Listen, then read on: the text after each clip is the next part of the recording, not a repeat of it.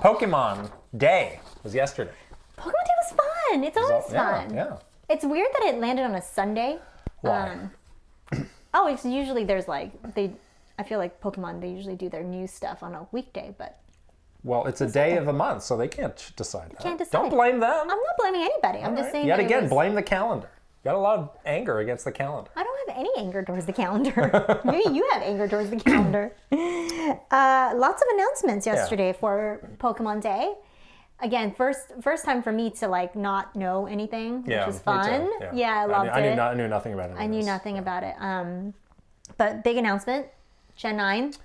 Pokemon Scarlet and Pokemon Violet. Yeah. I thought those names were interesting because usually it's like two opposite colors of the wheel, the color wheel.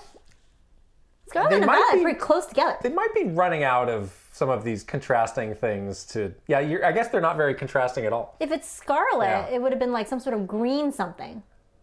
Cerulean? I don't... Maybe we don't need these dual releases anymore, is a feeling. Is that like antiquated now? I know there's a lot of people who like them and who get both, though. Yeah, because then you have a different... I'm assuming that you would get a different legendary. I'm not one of those, though. I would be fine with a single release. I would just... I mean, I'm also like you. I don't care for the two. Like, I'd just be fine with one. But like, but if there are two, like, obviously you and I have to play different ones. Yeah. So you can trade the things. Yeah. But, I did like the, we have the logo later on. I did like the Pokemon Violet logo. Oh, I think it's cool. I like the Scarlet logo Well, perfect. better. Our choice is made. Oh, perfect. Okay, good. I'm glad. Oh, see, the Scarlet one's like very girly. That's why. So with the, with this Pokemon Day stuff, there's been a little bit of a formula of what you get when they make these big announcements. It's like, you get the name, you get to see the new starters. You get a tiny glimpse of some footage. Sort of environmental footage. Yeah. So what did you think of this? I thought it looked great, actually. I was pretty excited that it felt like they were taking the open world element of Arceus and hopefully putting it into this, proper next gen Pokemon game. Yeah. I hope that's the case. You don't really know from this like flyover that they did, but that kind of seems like it. Well, that's why I pulled some of the language direct from them, because that's where you actually can kind of read into it. Open world, allowing you to explore freely, quote unquote, in a richly expressed open world. There's also this part that I thought was interesting. Towns blend seamlessly into the wilderness with no borders. What does that mean? There's no loading screen in between? Yeah, I think how when you played like old Pokemon games, you have to go through those tunnels, and it's like now you're in this area, or like now you're on this route. Yeah. I think that they took that out, which is great. Okay.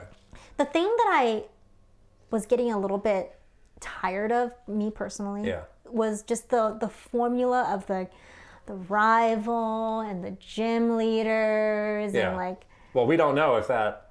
I hope it doesn't. We don't know how this game is going to play, really. I really hope that they've moved away from that, because Sword and Shield, that's where I was like, oh, not this again. We had differing opinions on Sword and Shield. I really like Sword and Shield. I know you did. And I really like the DLC where they were experimenting with more of a proper open world. Yeah, the DLC I thought was better.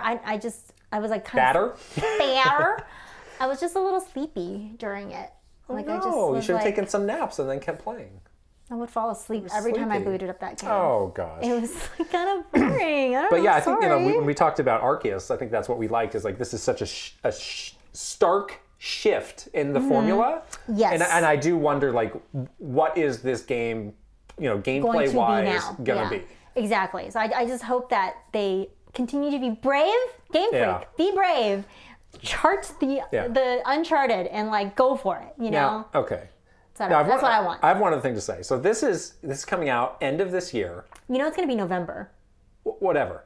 We're going to have 3 big Pokemon games in the span of a year. Okay, Insomniac wannabes. I think that is. I think, why do we need so many in this tight window of time?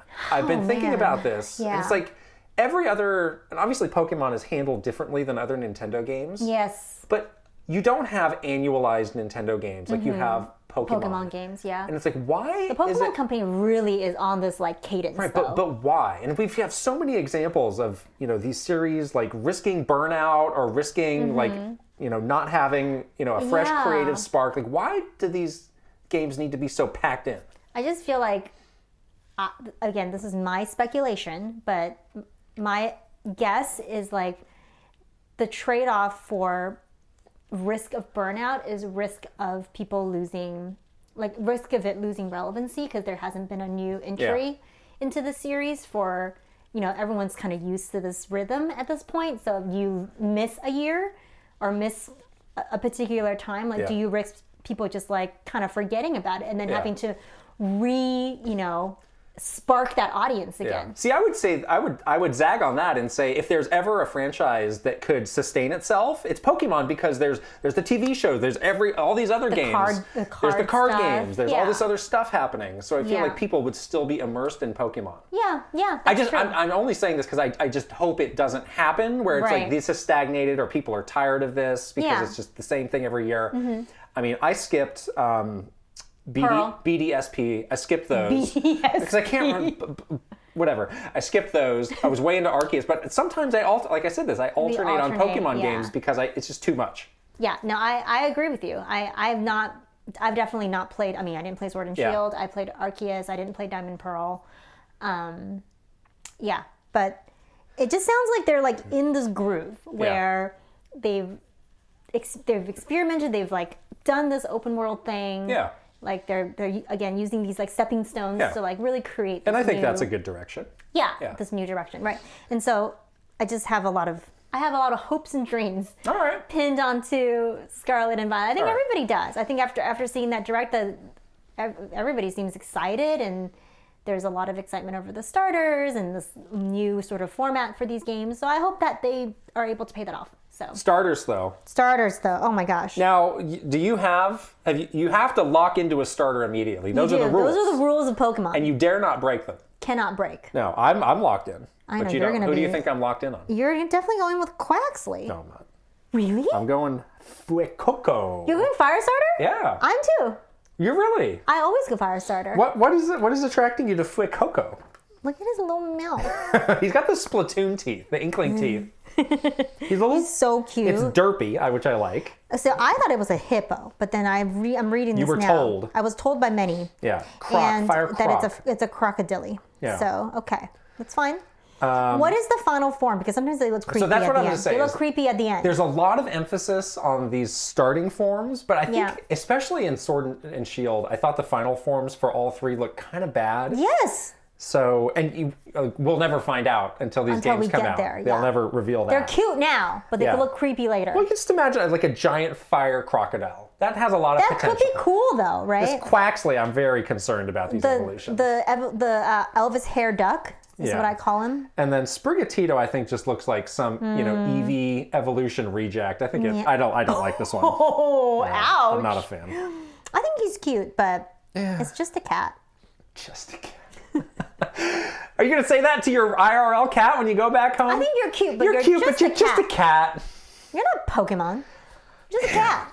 All right. Now, the other thing I threw in here. This is, I can't remember them doing this before. This is an outfit that you get per version. So I guess you're getting all of these. They look the same. I don't love these outfits. And I don't love the look of these characters. They look a little, from the artwork to the game, they just look a little like dead-eyed doll face, like anime, like an anime doll. I always feel like they look too young. Well, they're kids. Okay. Yeah, but it's leaning further in a different direction than you typically get out of Pokemon characters. Yeah. And it just felt a little more generic and not, as like, energetic as you get from a typical game. Yeah. A little like a template of an anime character. Yeah, there wasn't really as much standing out to it to me. I was saying like, oh, this looks like that crazy game, Dokev, I don't know which one it is. Oh, yeah, I saw that. It looks very similar. That game, by the way. I thought the character models in Arceus looked pretty good. I love those. Why don't they just do that here? Yeah, that game, Dokev, people, that game's never coming out. I'm sorry to break your hearts on that. That game's never coming out. Yeah, it's these outfits need to go. I'm sure, like an hour in, you'll get some new clothes. These school kids, like no. What's with the hats? It's like a bonnet. It's like a straw That's what it is. hat. It's like a bonnet, though. It's like your Easter bonnet. It's not great. Doesn't strike fear and adventure or like legitimacy into the hearts of the people.